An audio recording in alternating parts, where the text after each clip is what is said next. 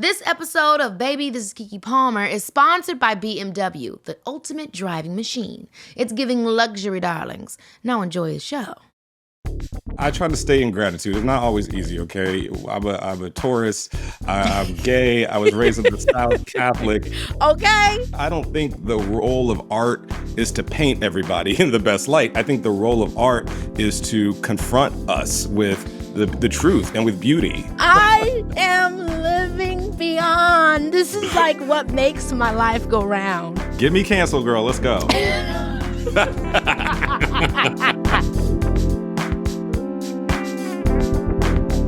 Hey, Mom. Hello. How are you? I'm fantastic. I'm good. So I'm talking to Justin Simien today about everything. I mean, obviously he's amazing. He's done Dear White People. He recently did the new Haunted Mansion. He did Bad Hair. I mean, he's done such great work that's always has this cultural, resonance. You know, he's saying something, and I think definitely is one of those creatives, the young millennials that push the envelope forward as it pertains to Black conversations. So I wanted to talk to you a little bit about the first film for you that kind of ushered in a new era of, I don't know if I would say Black politics, but nuanced conversations around Black dynamics in America. Like, in my mind, I'm thinking of, for your generation, like School Days, but maybe I'm wrong. I think you're right with the director, but wrong with the movie. I think there were two movies in my generation that really shook us and really started us on a whole new trajectory. The first one was She's Gotta Have It. Ooh! You know, Spike Lee showed us a threesome, really. Sharon, please. Sharon, please. Now he liberated us through threesomes. Please. Well, mainly he had a Black woman who was dating three different types of guys. Yeah, that's right. She wasn't a whore or a slut. She was just in control of her body, and she was choosing to put the three men together to make the perfect man. So let's pause here really quick and unpack that in terms of what was society's representation or thoughts of Black women before that movie, and how did they change or were they impacted after that film? I think they were either matronly, like in movies like Sounder, which, first of all, Cynthia Tyson, God rest her soul, is an icon. But a lot of her roles were, like you said, Harriet Tubman, slave roles, and she did a great job, but they weren't sexy roles or anything. And then you had the Pam Griers, which was all sex, you know what I mean? And people would go to see Pam Grier movies because in her breasts. I remember Larry saying, we couldn't wait for the next Pam Grier movie to come so we could, see her breasts. And she was gorgeous and beautiful. And, it's nothing wrong with that. But those were the two extremes. You know what I mean? It was like, it was either hella sexy, like Pam Grier, or hella matron, Yeah. And so I think that movie just showed a Black woman in a way that we knew we could be. It's interesting because I was going to say we knew we could be, but then also when you think about it, do you think Spike Lee was trying to make a particular statement, or do you think he made a statement in just representing Black women as he knew them to be in modern times? I think he just made it to be the woman that he knew. I think he probably knew women like the main character in that movie, especially in college. Yeah. Did you? Of course. I had a couple of sisters like that. Yeah. Yeah, she wasn't new to us in our lives. She was new to us in cinema. That's why we bonded with Spike, because we were like, oh, he actually did a movie about my cousin Velma. You know what I mean? Yeah. So I think that was a one, but also Boys in the Hood. So tell me why Boys in the Hood? Because before then, obviously, this is a film about Boys in the Hood. Did y'all know Boys in the Hood before then? Or was Boys in the Hood not even a concept? No, like Hood Boys, I think up until that point, we had gotten great movies from people like Steven Spielberg, and what's the name of the movie where it's the four white boys and they're walking along the railroad? Yeah. So that's what we were getting. We were getting Stand By Me movies about little white boys and the things Mm-hmm. that was going on in their community. And we love Goonies, right? Those are classics Oh, I for love, Black yeah. people. Yeah, those Just are as much as they classics are for for. white people. Yeah, it's a classic And, movie about childhood and adolescence, period. absolutely. So Mm-hmm. Boys in the Hood show the boys in the hood that we knew. Like, Right. we knew the guy that was trying to play football to get out the hood. We knew him very well. Yeah. We knew the drug dealer that sold weed out his mother's garage. You know what I mean? We knew those people. We knew the gangbangers in the neighborhood. Same with Fridays. I have to throw Fridays in there too. We knew Smokey. Mom, you Girl, adding an S to Friday it kills me every time. Because Friday. what is Fridays? The TGIF? Are we going to get lunch? Every time you bring up Friday, you're always like, I love Fridays. Friday. And I'm like, is she talking about Well, the restaurant or is she talking about the movie? You guys give me about that all the time. Friday. That was another one too. Yeah, but I always love Friday because honestly, aside from Friday being a comedy and just being a day in the life, it also is a movie about gun violence. You know what I'm saying? Like, Yeah. it's a movie that's talking about how the Yeah. hood is now being infiltrated with guns. And that, Right. when a fight or when an issue comes up, people aren't even squabbling anymore. They're not even arguing or, hey, we fighting and we moving on and you won and you. Now we're losing our lives. And I really do love and respect Ice Cube so much for bringing up those conversations, whether it was Boys in the Hood and humanizing the killers and the people that you think this is what they're doing. No, that this is what the circumstance is creating, and these Black lives that you deem as worthless are actually systemically created. You are systemically creating this scenario for young men. And the same thing with the gun violence. And I think that was obviously a big message at that time, because what do you think? What were the thoughts of the rappers and the NWAs and the people with that appearance at that time? What would people say about them? I mean, they were associated with violence, right?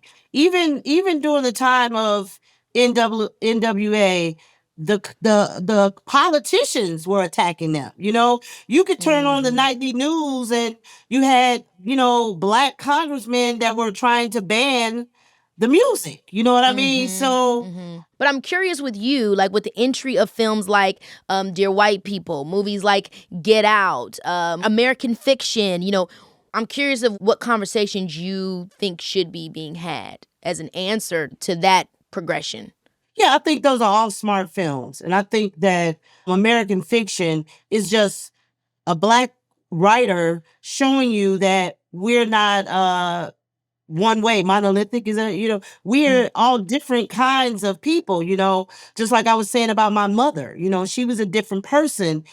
She didn't act like a traditional, Black woman. And I think what that writer did too was also say, like, guys, we are aware and we are also creatives and we are also storytelling, right? Like, if you open up a book from Sister Soldier, sometimes people take our stuff so literal and they don't always see the artistry behind it, where it's like, I popped out my mom's coochie in 1993 with nothing on my mind but how I was gonna pay that rent. Like, obviously obviously she didn't think that. You know what I mean? You know what I mean? But it's the flamboyant. Like, I love how he was telling the concept of American fiction with, like, Black writers also write fiction. Like, all our, like, these stories that you want us to write, yes, some of them are real, some of them are pulled from something real and grounded, but then also some of this is enhanced with storytelling. So even us too, we have the awareness of what we're being seen as. And he was also kind of exposing some of the things that Jordan Peele exposed, and that liberal sometimes does not mean good all the time for minorities and Black people. Sometimes their views of who we are as, pitiful and down and out, and it's not really the whole story.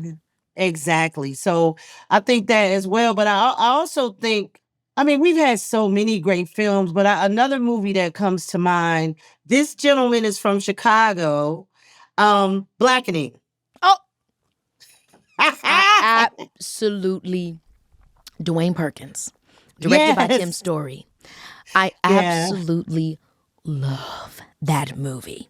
Obviously a satire, but commentary on Black horror and how Black people exist in Black horror, but then also an even bigger commentary on Black rules in our community and how they affect each and every one of us, which I think is another nuanced conversation that we get to have as we continue to get more diverse Black stories, is the conversation of, like, everybody don't have to play spades, man. And everybody don't have to drink Hennessy. And we all don't like chicken and watermelon. And, you know, everything ain't like that. You know, and my mama didn't perm my hair when I was a kid. You know, like, everything isn't so. And I hate spades. I hate spades. And the reason why I hate spades is because everybody expect every Black person to play spades. And when you and I hate that it leads to fights and arguments. Bam, you bust, you know, I done ran a Black bus car on revolt. you. I mean, there's this scene in here where the one dude, he's like a nerdy Black dude, and he's like, you know, and I'll never forget, you revoked my Black card, and the girl was like, I don't know what you're talking about. I didn't revoke. He's like, no, you did. You said it just like that. Black card revoked. And I literally died laughing because I'm like, that Black card getting revoked. Like, how is it that in America, where people tell me constantly that my being Black is a problem for everything, within my own community, y'all gonna revoke that? I can't have nothing. I can't even have that. It was a really funny way to invert that. That was so funny, but what made it so funny is that it's real. You know, in our community, we do identify people. Or you're talking white. You're trying to act like white. Yeah, you trying to act like white people. What? And they were exposing the trauma of that. Because as a Black person, you know, you can't get away from being Black. Not that you want to, but like it can be such a issue sometimes, and or something that becomes an issue, or that is an issue for people. It can cause your life, quote unquote, problems just because you're Black. And that's like crazy in itself. And then you can sometimes go to your community and then they're saying you're not Black enough. It's like, now wait a goddamn minute, because they told me I was too damn Black, and now you're telling me my Black card's revoked. So where do I actually belong?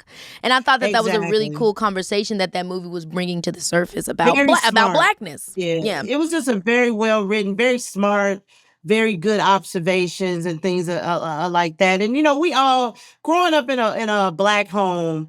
You know, we know when your mother's on the phone with the bill collector because the whole voice changes, you know? Hi.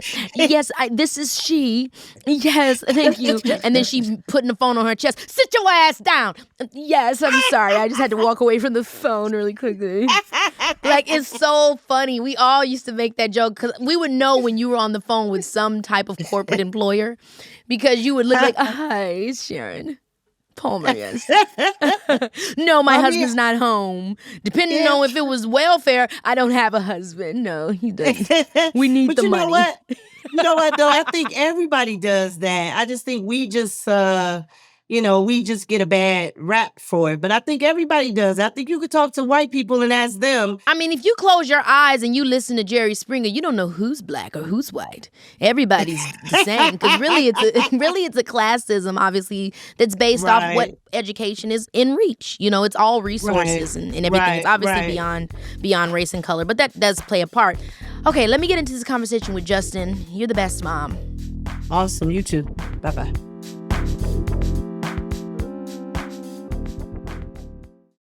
You know, it takes the best to set new standards. The best don't play by the rules. They make their own and do it with confidence and class.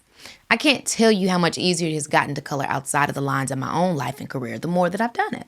Sure, it can be challenging at first. I mean, everyone seems to have an opinion on how you're going to live your life.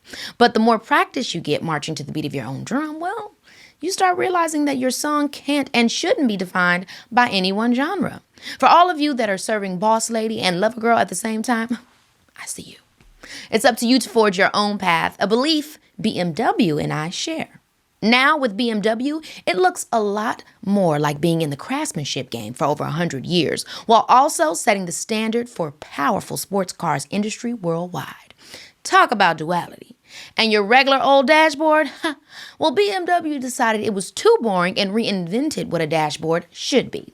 And this is just one example of BMW being at the forefront of automotive technology. The point is, BMW didn't need anyone's permission to change the game. They just did it, regardless of what the rules said. So don't play by the rules. Make your own. BMW, the ultimate driving machine.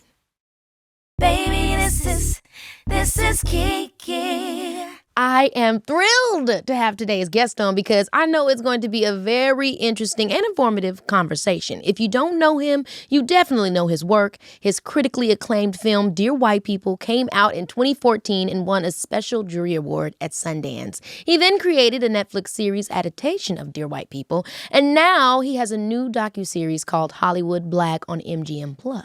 Please welcome Justin Simien to the show. Hey, love. What's up, Keke? Oh my Um, God, I am a fan of yours, and Oh I'm my gosh, and now excited you to know I'm be a fan of here. yours as well. So I was very excited to have this conversation with you because I just know, I mean, every time you come out with something or you have an interview or discussion, you're always saying something that opens up my mind and makes me think about things differently. So I was excited to sit down and chit chat with you. Sit down with you virtually, that is. Yes, no, I appreciate that. I'm always saying something, so let's see what I got this time. What sign are you actually? I've got to know that. Oh, I'm a Taurus, honey. I'm a Oh, Taurus wow, you're an with earth sign. Aries rising, though, so that's the personality you That's the get, and a fierceness. Pisces Yeah. moon. Yes, yes, that's what I've been told. I need to lean into that this year, apparently. But yeah, I'm a Taurus. Now, what's your moon? Do you know that? I'm a Pisces moon, so Oh, so crazy we got that inside. emotions. Okay, that Yeah. Taurus is actually helping you because you got that Pisces, water, this energy, and then you got the fire. It's like I'm out there. It's well balanced, is what it's It giving. is. It is balanced. It doesn't feel balanced all the time inside, but I think I'm all right. I think it is a good. It's a good combination of moons and stars and all that stuff. So how have you been lately? I mean, you've been wrapped up on the production of Hollywood Black. I mean, tell me a little bit about that and where you are with that right now. Yeah, so Hollywood Black is something that I've been kind of working on since really the pandemic. Ah, Yeah, 2020 was a wild year, right? Like we yeah, it had, really was. Time stopped. ooh, time stopped. We had like the George Floyd protests going on. We were all dealing with this global pandemic. I was in the final season of Dear White People, really hectic. And I was also coming back from Sundance from my second movie, Bad Hair. And I don't know, I was just Mm-hmm. feeling like it looked great on the surface, but personally, I was just having a tough time. I was really struggling with why is doing what I love so freaking hard. And Mm-hmm. I take that James Baldwin quote, kind of literally when he says, "You think your pain is greater than all the pain in the world until you read." And one Oh of the yeah. things I do is I read history when I'm like trying to figure out what the hell is going on. And I was looking for like a documentary or some kind of series about Black filmmakers and Black people in the industry. And there Mm-hmm. really wasn't a lot out there. And so I went to one of my favorite books by Donald Bogle. He's like one of the major historians of Black cinema.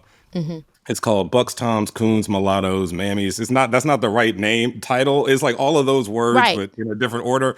Anyway, I went to that and I'm like just sort of like feeding myself with our history and going like, okay, wow, look at all these other people who are making Black horror, and these are the Black satires, and wow, these are their Mm-hmm. experiences, and nothing they went through. Like nothing I'm going through is as hard as the people before me and what they went through. There should be a documentary series about this. That is so exciting. And even just, hearing you speak to the tone of it, because I feel like that's something that you've done as an artist, especially when I think about millennials and what Blackness is and diversity and nuance in our culture.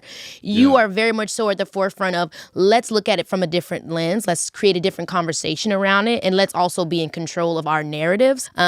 Which is why today I want to talk to you about how you shift cultural values in America. And I want to go back to the time where you wrote Dear White People.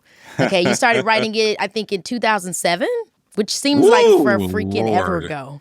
Yeah, more like 2005, low key. But yeah, it was like around that time. How Yeah. old were you? You were a kid. I mean, I was, like 2 or 3 years old. period, No, I period. I was like that was my last year in college, so 21 maybe. And Extremely young. yeah, and I didn't know how to get a movie like that made, but it was just sort of like as I took jobs, like I had a job in PR for Focus Features. I actually was in marketing and PR for like 8 years. I had that day job, but then on the weekends I would have these writers groups, and Dear White People was one of those scripts. Like I was just always trying to make better and figure out how to write it. And even though Mm-hmm. we remember what Black films were like in 2013, but there really was nobody was checking for a Dear White People like that at the studio or finance level. So it was really just like I just got to get the script as good as I can. I'm not surprised to hear that you actually had this marketing background, because I do feel like that marketing of that film also Absolutely. changed the way people marketed things. Like, you know Yeah. what I'm saying? Like the Yeah. way that it was such a heavy topic, but you made it so punchy and so fun and so cool. And I think that makes sense, because that marketing sensibility that you have definitely comes through in your work. In what ways were you trying or maybe just observing culture at the time that you started writing it? And how did that change, or maybe not change, by the time that it came out and was getting made? Wow, that's a really good question. I think when I started writing it, I felt like an anonymous person. Like it felt actually a little more free, because I didn't want to make something that told you what to think or, told you how to feel. This was like back when you had to like teach people what microaggressions meant. Like people really weren't where they are now. Like, you know what I mean? It's so true. I mean, this movie is a part of that. Yeah. It really, really was the first time people were hearing like, institutional racism and these words that are so common Yep. for us now.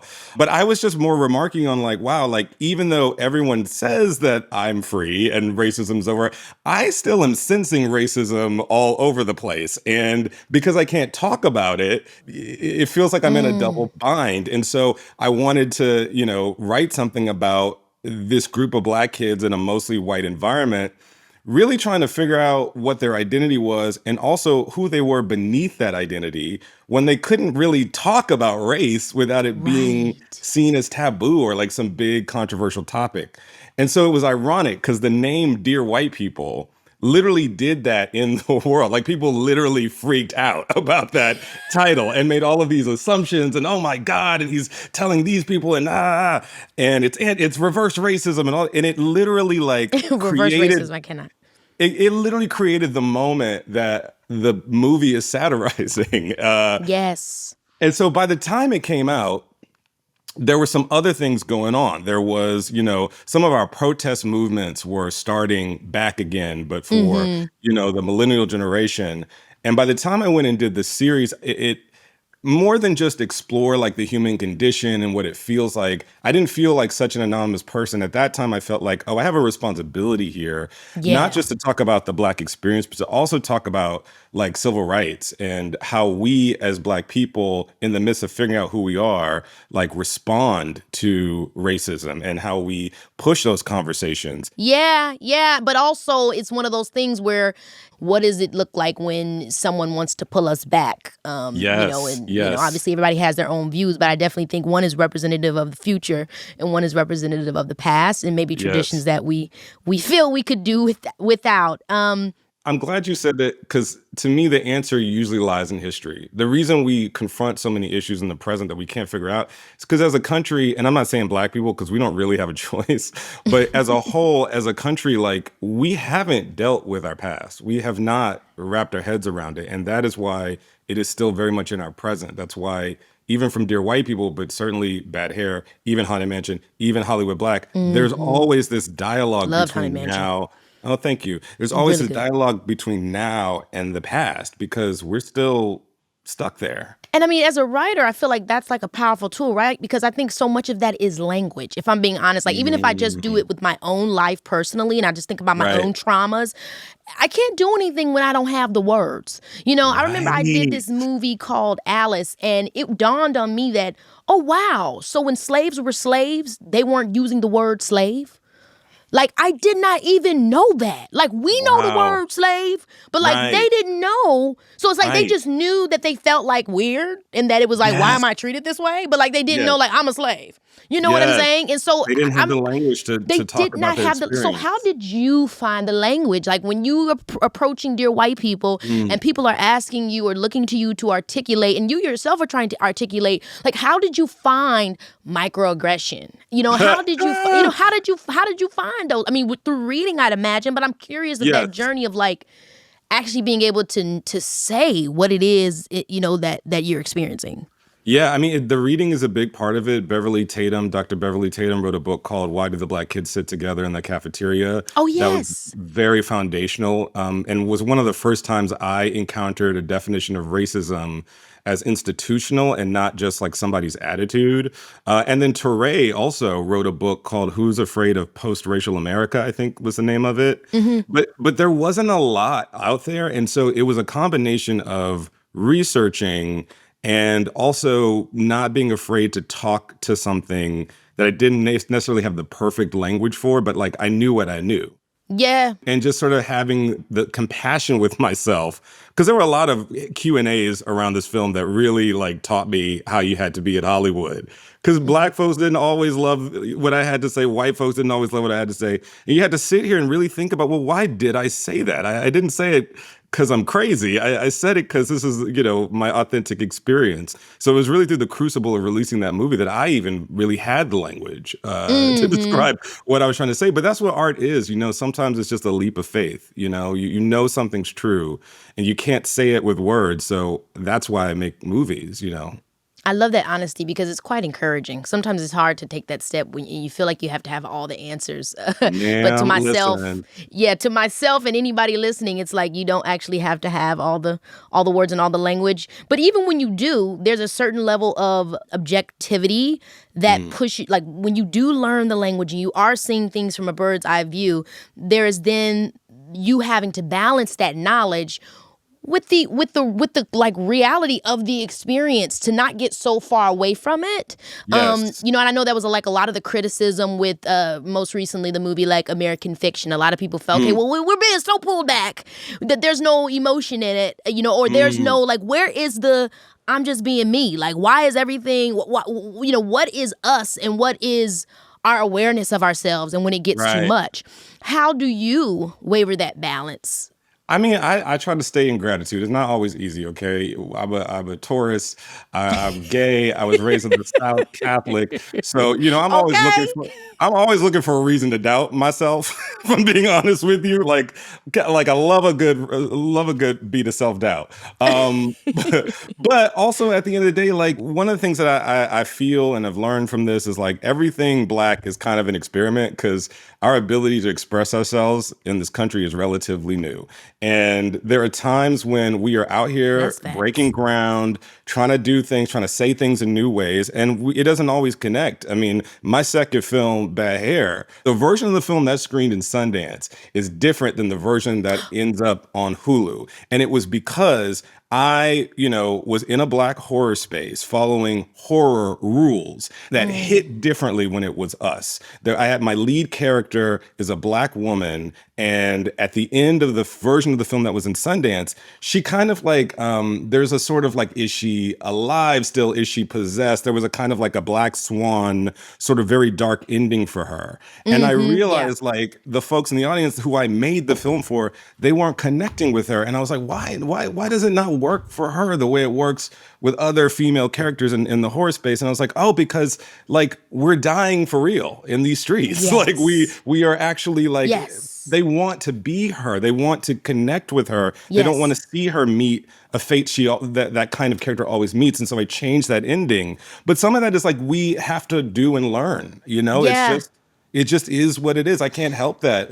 We've never done some of these things before. And I personally have been wondering, where is the deep reemergence of Black exploitation films in that way? Which obviously I have so many different feelings about that name, but we say it because we know what those movies are. Yes, but I feel like the excitement of those movies it was the dichotomy between what was happening in real time and what we got the opportunity to see in the theaters. And I'm like, we've had so much difficult things happen to us. I mean, all through history, but like especially, when we think about Trayvon and we think about Ahmaud Arbery, we think about George Floyd, it's like, why can't I go to the theater and see somebody bust a cap in somebody's ass real quick? Like, when are we going to get... I love what you're saying because it's actually something we talk about in Hollywood Black. It's like, because, the term exploitation, it was before it was Blaxploitation. It just sort of meant like a movie that was like kind of cheap, cheaply made. It was put out there. There was some like posters on the sidewalk and you went in and you never expected even to see this thing again. It just it was rough and tumble, baby. You know what I mean? It was indie cinema. That's what it meant. And when we say Blaxploitation, we think like, oh, pimps and hoes, stereotypes. Exploiting us. But yeah, exploiting us. But that was a twist of phrase that happened once Hollywood does what it does, and it sort of appropriated what we were doing and started pumping out all of these clones, at the end of the 70s. But like for a minute, you have like really exciting cinema, and it's not just action, pimps and hoes. It's like Ganja and Hess, like really weird artistic horror. There's all kinds of stuff happening in that period, and I too wish we could make films, make feature films at a price, put them out and market to us, and just sort of kind of get around that middleman and like experiment and like get excited and make a cinema culture for ourselves. I want us to find a way to do that. I don't know how, but it is something I dream about. Obviously there's, it's expensive. Even if we think about cheap, it's still expensive to some degree. Right, but that's the part.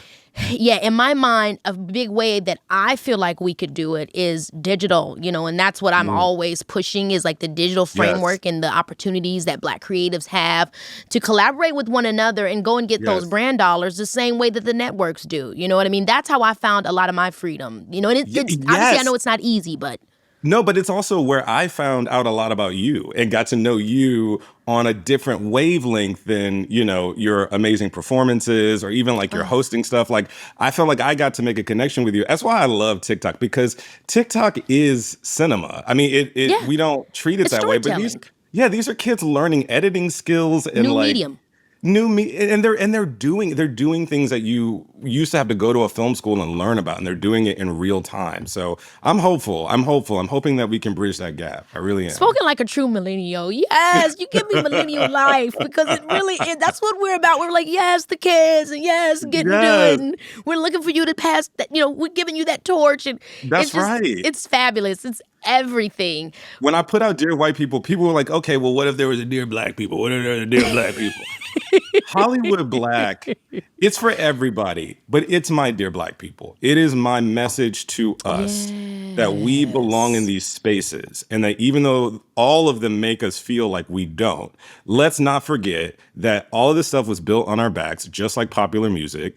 And look at what Bad Boys 2 just did in the theaters. Look at everyone being like, oh, wow, like why aren't films working? But then just a month ago, there was a study that said $30 billion are being left on the table because Hollywood refuses to serve Black people and people of color. It's here. The opportunity is here. I love what you just said. In the reality that two things can be true at once. Yes, Black people are marginalized. Yes, we've gone through a lot in America, but also we were the president. Also, we were the first person that did open heart surgery, created the cell phone, the stoplight, have amazing actors, directors. Right? Like both things can be true at once. Yes, there's stuff that can be done, but I love what you're saying about Hollywood Black, where there's so much also to be celebrated, and there's so many doors that have been torn down. Like we've come far. There's been some amazing things done, and the diversity that now exists here is amazing. Now you have the opportunity to be like, I don't want that movie. I want that movie, or I don't want that representation. This is the one I prefer. That in itself is a feat. And that's how it should be, And look, it's all when we learn film history, it's always a bunch of white dudes, doing stuff. But again, Birth of a Nation, which is the first feature film, not the first, but the first big blockbuster, right, in America. Yeah. The reason it worked, and no one knew feature films would work back then, because people thought of movies the way they think of TikTok. It was just like a diversion. The reason that movie worked is because he filled it with menstrual stereotypes, okay?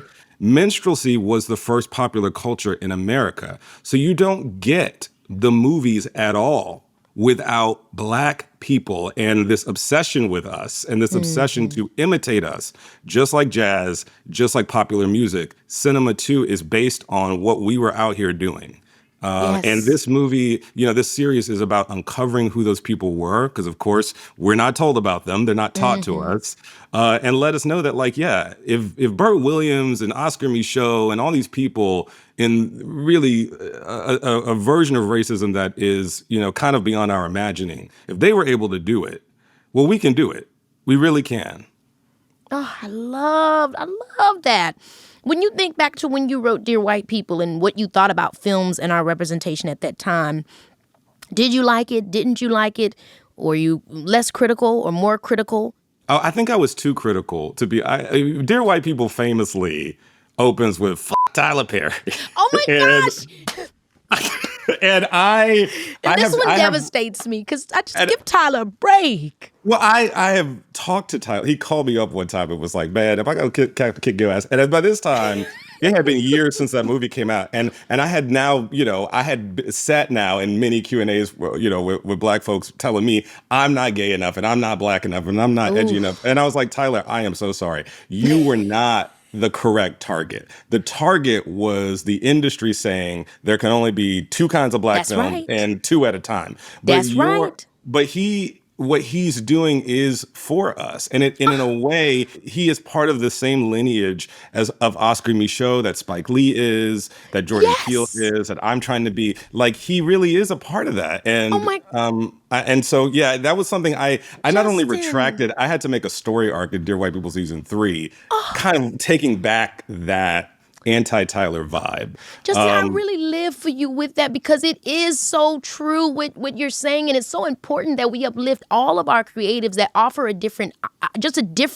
creativity we know is subjective. We don't compare Spielberg and Michael Bay or Quentin Tarantino. Like, we know that their work exists as its own, whether you love it or you hate it. And so I think that is so beautiful, in that awareness of that acknowledgement. It was the same thing that I saw that was done really well. I don't know if you saw the Broadway show.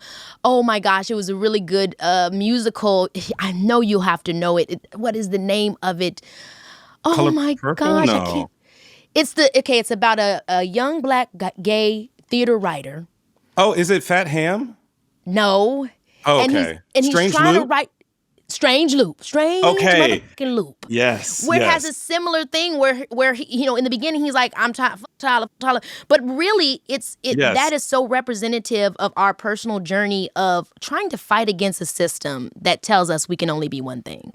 And that's what they do to us, is that we know that we should be able to be more than this, but because we can't quite see or figure out exactly who's doing the oppressing, we sort of come for each other, and it is so counterproductive.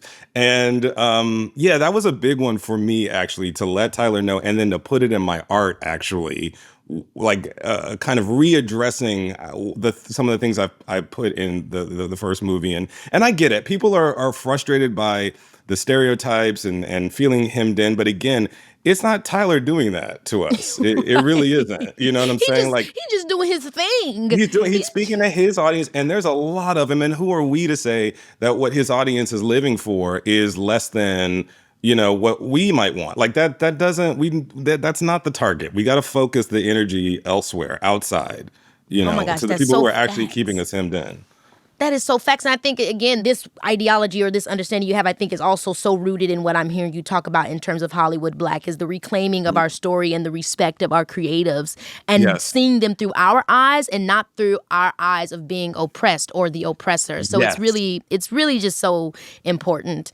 Not letting it be the Oscars or Rotten Tomatoes or any other outside force tell us how to see our own art and how to have our own inner community conversations. I mean, that's been my biggest annoyance also with creatives like Rick Famuyiwa. I was just talking to somebody about the Rotten Tomatoes of it all and just the reviews and the whatever we're acknowledged by or not acknowledged by and the whole underrated conversation. And it's like, I'm so excited at the day where the concept of viewership or awards is a little bit more nuanced. Not even just in terms of our who we are as a culture, but also in our genre, because so many things just slip through the cracks and are not acknowledged because people don't understand what makes them important and what makes them special.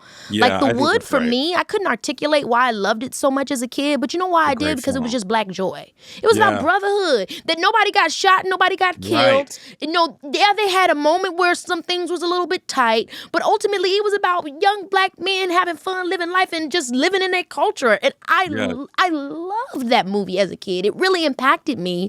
And it's not necessarily something that's like going to be in the list of cinema, but in my mind, in my heart, in terms of my culture, it should. Because absolutely. Just like when I watched Goonies and it impacted me as a kid. Baby, this is Keke Palmer, yeah. Here we are in the last few weeks of proper summer. The sun is sunning, the days are long, and that means that I'm looking for anything to distract me from the oppressive heat. That's where Audible comes in. This month, I needed a story that would whisk me away. I'm talking full-on immersion, you know? I ended up listening to Children of Blood and Bone by Tomi Adeyemi, the first in the recently completed Legacy of Orisha series. It is a gorgeous West African-inspired high fantasy novel that has strong female leads, compelling drama, and exhilarating action. Y'all should absolutely check it out. It follows Zayli, a young woman who remembers when the soil of Orisha hummed with magic. At the orders of a vicious king, the Magi, aka magic wielders, were slaughtered, and in one fell swoop, Zayli loses her mother and an entire country loses their hope.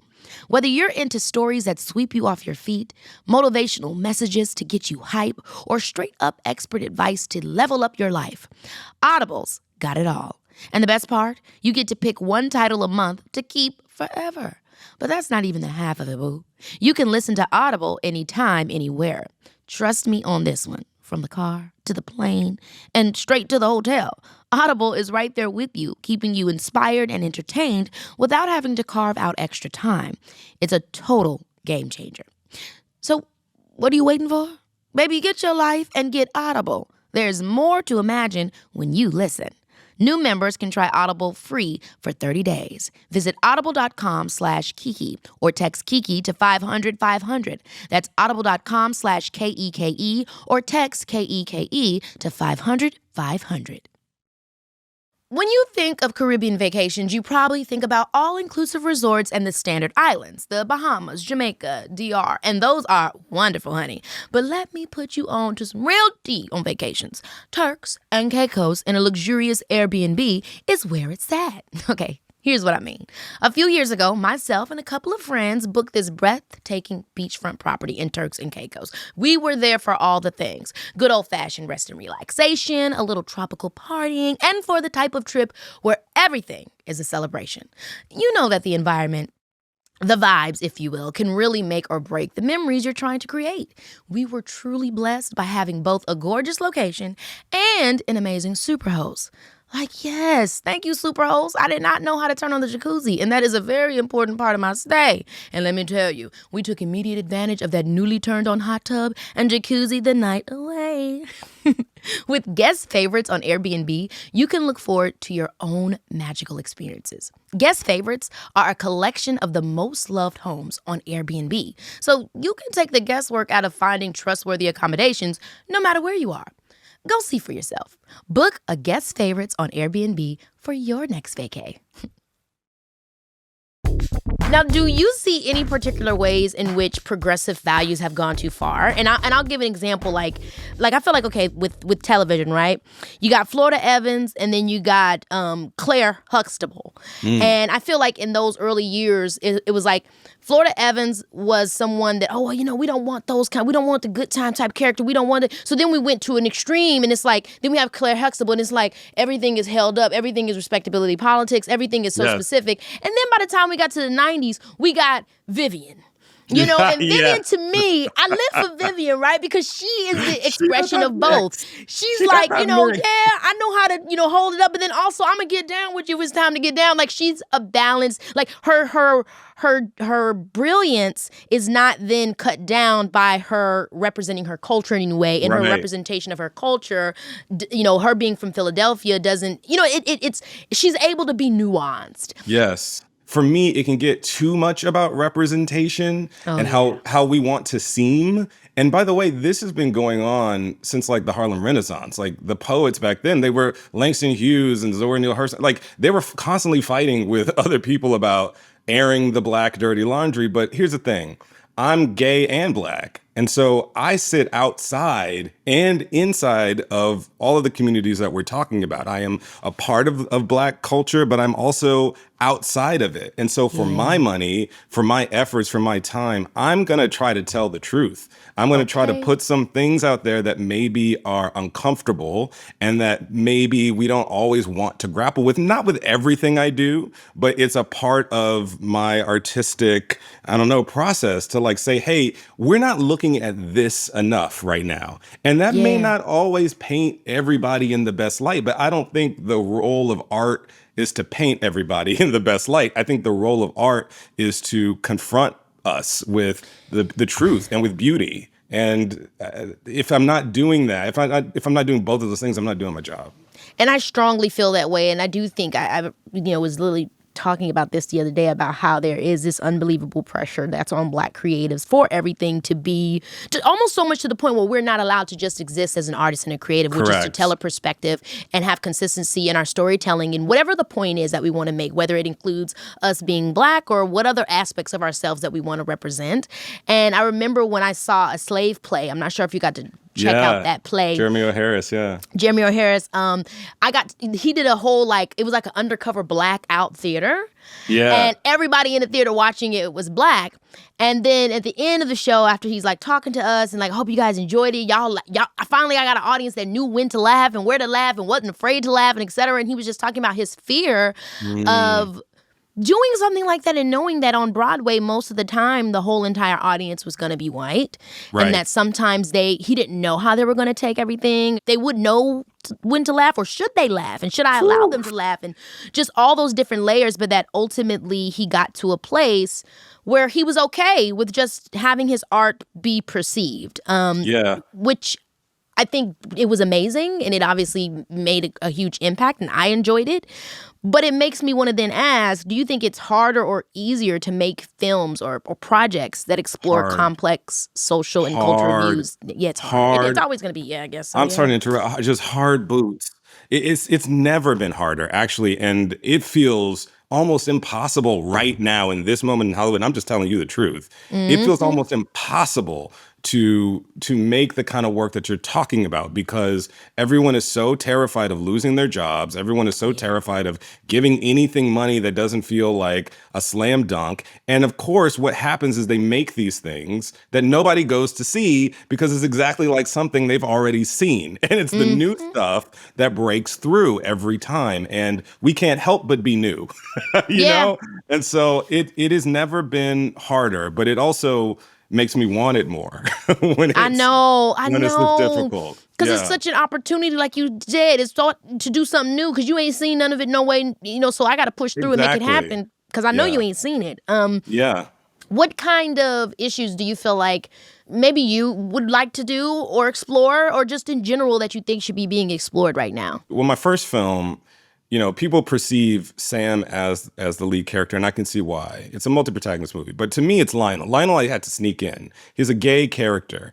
And at that time in 2013, gay Black men were certainly presented in a very specific way in Black movies. And I'm of the philosophy of Alice Walker, who wrote The Color Purple, that we as a people, Black liberation is going to kind of always be outside of our reach until we actually acknowledge that there are some among us inside of our own community that are also more vulnerable. And that would be queer people. And right now we have trans youth that are, either through sort of suicide or literally being killed and harassed.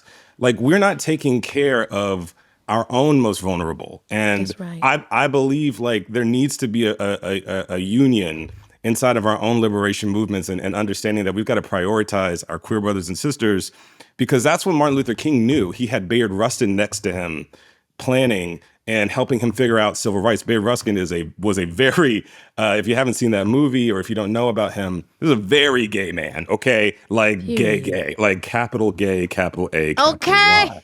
And he was the man standing next to Martin Luther King, pushing for civil rights. And it's we've kind of forgotten that a little bit. And so I think a lot of my work tends to find a way to bring in a different understanding of, even if it's really subtle, it could just be different forms of masculinity, Black masculinity. But I definitely think we need to start having a more open and clear conversation about how queerness exists within the Black community. You said in an interview that if we somehow found out Shakespeare had done horrible things, we would still read his work. Do you feel like we have a duty to read? This is such a great topic because obviously we don't know what people are listening to in their houses and what movies they're watching, because for all we know, they could be watching a whole list of the cancels. But Do you feel like we have a duty to canceled. actually like? Does that do anything like to reject? You know what I mean? I think I think that we got to reject. Okay, let me get on this soapbox. We have to reject the binary. It is both possible to be like the things that this person did are horrendous, and also the environment that allows for that kind of person to be successful and other kinds of people not to be successful is also horrendous. And this thing is brilliant. I mean, Right. you can hold those things together. And as Black people, I personally feel like we kind of have to, because it's not like we got a lot of heroes. I mean, and know? some of the things, like you said, it's like this piece of work here inspired a nation, and I would love to remove, damn, we just got to totally, this show is never going to be watched again. Yeah, it's like you kind of you're harming yourself to a certain degree to not watch it, or to not, because there were things Or in talk about it. and I'm trying to like kind of not say it was a Me day, but too. like there are things in the work of the canceled, let's say, that are inspiring and important and can be built off of. And when we're in an environment that is already erasing so much of our history, it makes it kind of impossible for me personally to like let go of great art that is going to help me make my art better because of something that person did that I know is wrong, and I'm happy to talk about why it's wrong, and I get it, and Yeah. I agree we shouldn't let that happen. But yeah, I can't throw away the baby with the bathwater. I mean, Yeah. so again, like the history of people who aren't us is littered with absolute psychopaths. Yeah, I mean, all these motherfuckers is crazy as far as I'm concerned. Like you said, I mean, I don't know the nigga Shakespeare. I'm playing. Listen, these people are out here in these streets doing all kind of Okay. stuff. Okay, so I don't know. That's my feeling on it. I know not everybody agrees, but This is a curious question. uh I'm oh. interested in what you'd say. So, I mean, do you ever feel like that there's a separation between the intention behind a work of art, or film, and its value and your ability to appreciate it? Meaning, have you ever watched something and thought, oh my gosh, there's horrible intention behind this film, but it's a great work of art? For me, the art and the intention are very related. But the most important question is like, what is the work trying to say? Is what it's trying to say important? And does it achieve what it sets out to achieve? So we were taught to watch things on their own merits and sort of have just a little bit of distance. So it wasn't just about like consuming something like a box of candy, but like really thinking about, well, why did this person make this? And what did they have to say? And I wish there was a little bit more of a culture of encouraging folks to watch things that way. Yes, me too. I think it would open up, because even things that you hate, or even things like you described, like I don't love the intention of this. However, there's something to it that I can take away from it. We don't really know how to have those kind of conversations, especially not on social media, but certainly Yeah. really not in person either. Yeah. It's very. Look, and again, with film, especially like in cinema, so much of the shit you have to watch is really racist as hell. So Right. like, Yeah. And you and know? I think there's something so much good to what you said, where it's like when I watch, even with Barbie, when I watch the movie Barbie, I use it as an example for a lot of things that I want to talk about in terms of individualism. But that's because the intention and the concept of what it was trying to say, I felt really strongly about and connected to, and I appreciated the movie's attempt at creating something commercial that could also say something so deep. But I can't say that I watched the movie and I was like, ha ha ha ha, oh my gosh, this is hilarious. This is, I was, Right. profoundly entertained. I Right. just was able to, view it, Right. survey it, and really say, oh wow, observe I see what they're doing there. I'm being informed by the director and the writer of what they are trying to say, and I really with that message, and I really Yes. X, Y, and Z. And I do think that there is a lack of, when you talk about media literacy, to me, something that really has gone over people's head, which is something that you do very well, is the concept of satire. Yes. Obviously, it's evolved over the years, right? You have like more obvious satire, which the Wayans brothers, we can just like give them Right. like Right. the praise for bringing that to the forefront and making it something amazing. But then we have like new age satire, where it's like what you do, what Jordan Peele, does so brilliantly. And I feel like a lot of times when we see that, like a lot of people don't know that satire. And that really Yeah. kills me sometimes. I'm like, you don't like a lot like it's like what's going on here? What's missing? And I don't know what has like made that not like people not get that as much anymore. I don't know what that's from. This is one of those things that I think about all the time. And again, it's going to have to be on us to do this. Like everyone's like, we got to make our own Hollywood, our own Black Hollywood. Yeah. But we also, I think first we have to make our own like Black art culture. You're doing it right now, just having this podcast and having these kinds of conversations. But like, okay, so if you go back to like the 60s and the 70s, you can see that the movies are different in the 70s. The reason why, the studio system collapsed, but also the big reason is a bunch of French dudes got together and they came up with something called Cahiers de Cinema.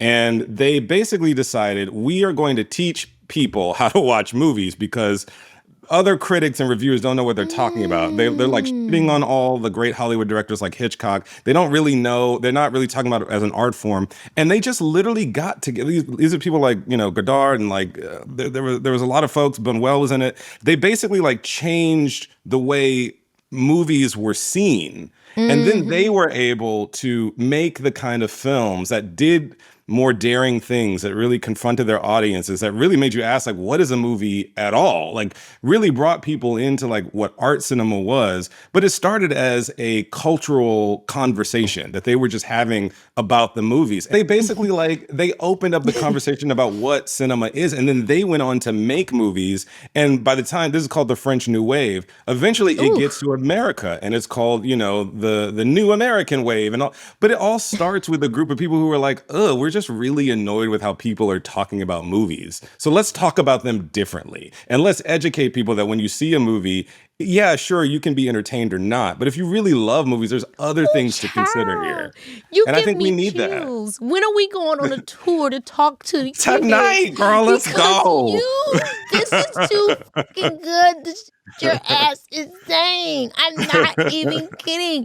The wealth of knowledge, but then also like the millennial ability to make it feel casual. I am living beyond. This is like what makes my life go round. Oh, are so sweet. And it probably is why you're able to do something like Dear White People that has an obvious, it weighted message, even though it's very fun, has pop culture elements, and it, kind of tricks you into the conversations. But you're also able to do something just as weighted, but in this commercial sense with Haunted Mansion. So talk to me about that, why you decided to take that on. And I mean, boy, did you do yourself justice, but also the franchise of Haunted Mansion. Like really well done, honestly. I appreciate that. That was a hard one, especially releasing, in the strikes and not really being able to have the cast around me and stuff. But I mean, for me, it was about, I grew up with those big movies. Part of me figuring out I was a filmmaker was coming home from like Beauty and the Beast and being like, what did I just see? And being able to like transport people to a totally different world. And, even though none of those, like a Disney movie can't necessarily be overtly political, with this, I was like, okay, this is cool because, when I ride the Haunted Mansion and I worked at Disneyland, I was a big Disney head as a kid. When I go there, I don't see the New Orleans that I understand because I'm from Houston, Texas. My family is from Louisiana. I've been to New Orleans. Yeah. That is a Black town. Oh yeah. And just so the first thought was like, well, what if I got to do a Haunted Mansion in a New Orleans that looks like the New Orleans that I know about with Black people in it? And what if I got to put a Black man in the center of that movie and have the movie hinge upon his ability to connect with this Black kid that doesn't have a father or have an older guy to look up to? That for me was like the radical element, like inside of a movie with bells and whistles and set pieces and all these kinds of things that I had also just been dying to do as a filmmaker, wanting to have the budget and the scale to kind of operate in that way. Yeah. But also put something out there in the world that really was kind of radical, because how many movies do you know of that hinge on a Black man feeling his feelings and taking care of a kid? Like, that's not a thing you see anywhere. And to do that and to be like, guys, New Orleans is blackety black. So when you ride the Haunted Mansion, you should be asking where the Black goes, because that's all it should be. So, a lot of that was what got me out of bed in the morning to do that movie. And it Yeah. was a very difficult film to do, I gotta say. In a perfect world, I think Disney would love, like, if they had million people like you that could do that and find a way to do that without people being like spooked right off top, I think they would, because that's kind of like the whole message is like, yo, like, let's create something magical and take people to another place, to where they can see the world differently. And so those classics, that's the power. I mean, you look at, again, this is me working on my gay agenda here, but like you look at Little Mermaid, right? The cartoon. Part of what is so radical about that is a gay man, Howard Ashman, wrote those songs and put those songs together and did them in like kind of like a Broadway way. But then you look at the story of Little Mermaid, like that's kind of a gay allegory. Like Yes. she's stepping outside of herself. She has to change herself to find love. And was it worth it Chills. losing her voice? These are things that gay queer people feel in their lives. And so even though it's never overt, like I felt something extra when I was watching those movies. And even if that's like the queer experience isn't your experience, you feel like something extra is happening. right. Because there was something extra happening, and the people Yep. who made their movies were imbuing them with, the experiences that they were having, like an artist is supposed to do. I couldn't agree more. And I think that there's even something to be said about that when we think about Assimilation and Halle Bailey playing the new Little Mermaid. Yeah, Like there's yeah. so many levels in which those things can you So can many. really, you know what I mean? So And I'm sorry, but that movie was all about her being the mermaid. I mean, like just Yep. like, whew, it was amazing to see her in that role. And they're in a weird position because they got the folks that are accusing them of being woke and stuff. But it's like, if woke is like appealing to, look, we're the people of the global majority. I hate to break it to you. So if woke is like just casting movies the way people look, I don't know what to tell you. Like if that's the yeah, bar, and if I it's don't. a part of using our physicality or our cultural backgrounds or our Yes. gender or our non-genders as a way to make even a deeper meaning in the nuance of storytelling, then I mean, come on, like Come I'm with it, on. because I want stories to get deeper and I want to be able to flip the meaning. I want things to have a, you know what I mean? I want Yes. it to evolve.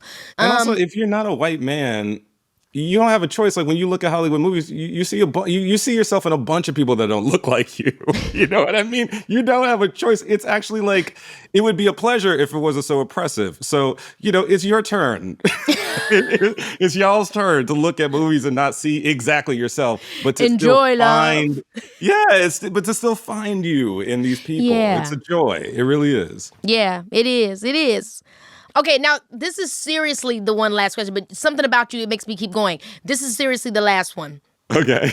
As a filmmaker, commercial or art house?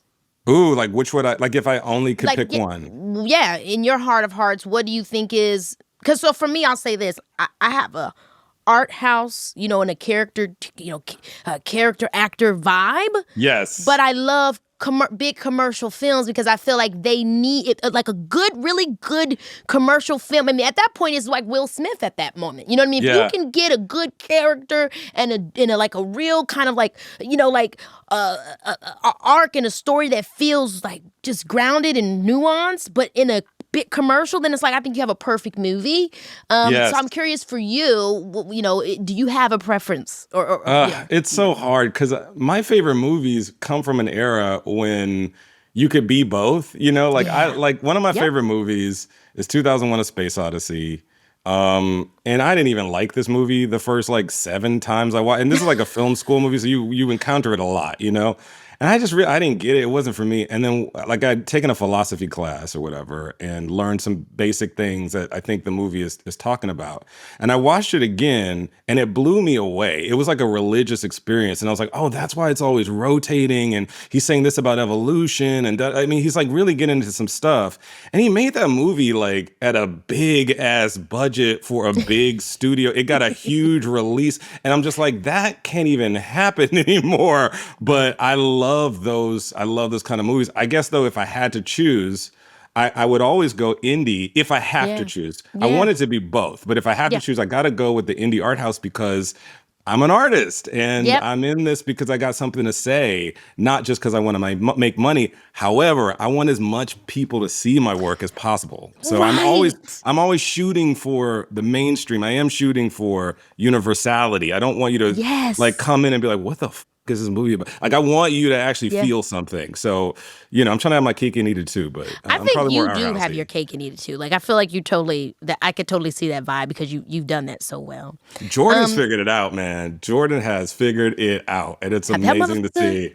He got it. Ain't no joke. He is not Because playing with none of how do you y'all. do a family drama, society, exploration, sci-fi with a little Western aesthetic? Like he's Listen, just too and much. teach us about cinema history, okay, with the horses and all that.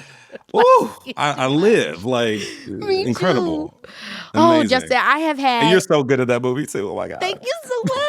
I have had absolutely the best time. I'm blown away by your insight. I mean, you're just so brilliant, and hopefully one day I get to work with you. Girl, we call gotta do you it. We girl, gotta do it. We gotta because do you it. Give me life. It would be crazy. That wouldn't be ready for us. The kids would gag. And They speaking would. of the gag, I want to play a game with you before I let you go. Okay. Where I am going to read you a common phrase we hear about culture in America, and you're going to tell me your honest, possibly unpopular opinion on the subject. It's called But the Gag Is. Are you ready? Get me canceled, girl. Let's go. Okay.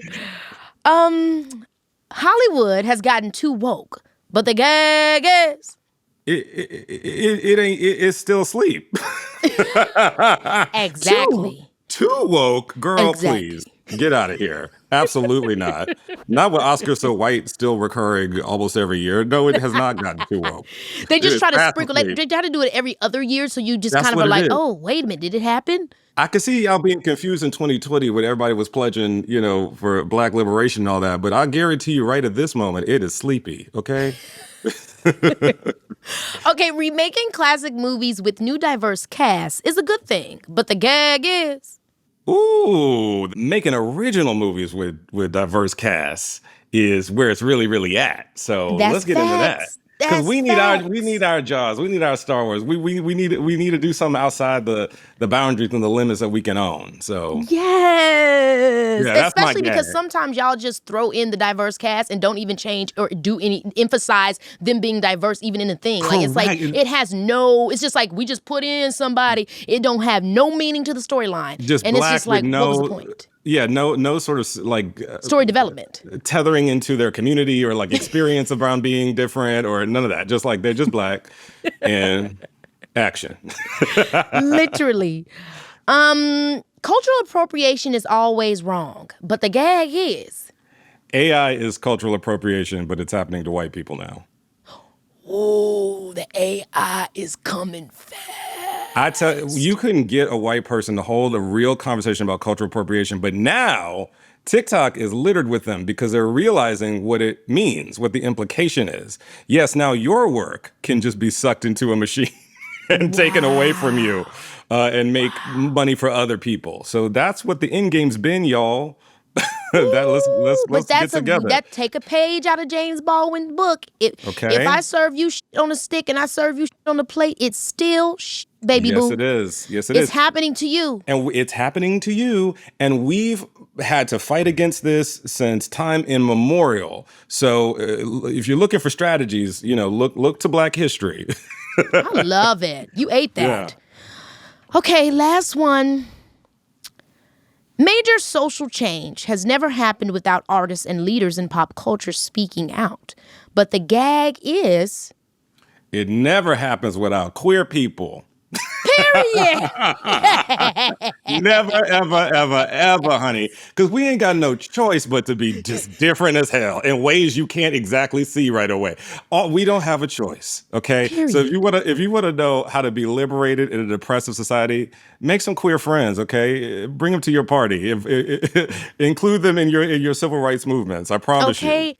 Well, thank you so much, Justin. Honestly, you are everything. And I think this vibe rings true that Virgo and Taurus are absolutely a perfect match. Oh, you're a Virgo. I live for a Virgo. I live for a Virgo woman. Oh my God. Yes. Okay. Well, we are literally astrological perfect matches. And I'm also a similar makeup to you. My moon is a Sag, so I got that fire. And then my rising is a Cancer, so I got that water. And I'm married to a Cancer, so boom. I know exactly how to deal with y'all. Okay, thank you so much. You are awesome. And You're awesome. I can't wait to see you in person sometime. Same. This was such a treat and such a joy. Thank you so much, Keke, for having me. Thank you. I really appreciate it. Wow, Justin Simien, what an interesting and talented guy. I loved having the conversation with him, and I know y'all did too. My takeaway is that we're never going to know all the answers to these complex cultural and social issues, but the point is we have to keep looking for them. Filmmakers like Justin are inspiring us and giving us stories to think about, but it's up to us to find the meaning in them. And it's also representative of us when we do. So get out there and think on this stuff, and don't stop thinking about it. I'll see you next time, because you know it's your girl.